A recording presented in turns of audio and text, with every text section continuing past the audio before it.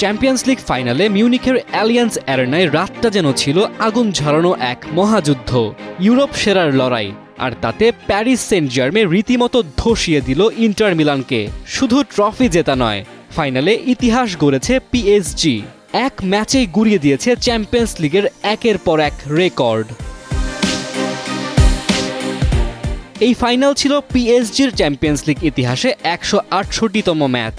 Trophy জয়ের আগে সবচেয়ে বেশি ম্যাচ খেলার রেকর্ড এখন তাদের। দীর্ঘদিনের অপেক্ষা শেষে এলো সেই কাঙ্ক্ষিত সাফল্য।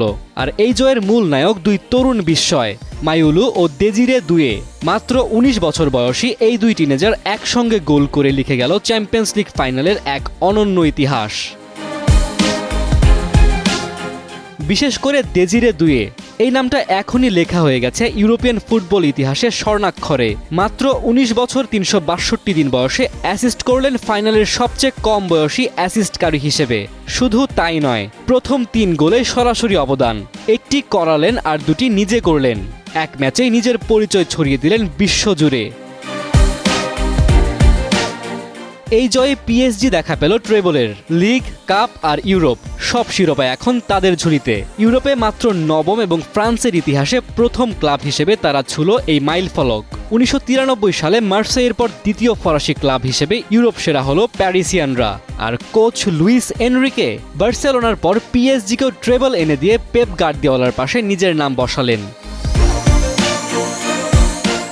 ৫-০ গোলের ফাইনাল জয়। চ্যাম্পিয়ন্স লিগ ইতিহাসে এমন আধিপত্য আগে কখনো দেখা যায়নি।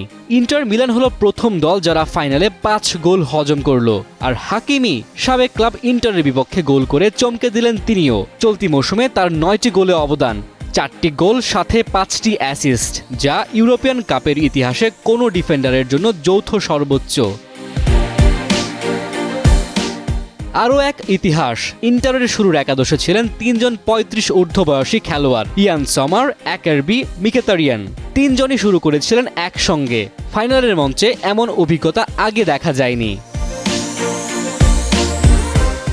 এক রাতেই ১০ রেকর্ড। পিএসজি শুধু ইউরোপ জেতেনি, রচনা করেছে ইতিহাসের নতুন অধ্যায়। এ ছিল রোমাঞ্চ, দাপট আর তরুণ প্রতিভার এক অবিস্মরণীয় রাত, যা ফুটবল বিশ্ব কখনো ভুলবে না। মুবিন আহমেদ, সময়ের আলো।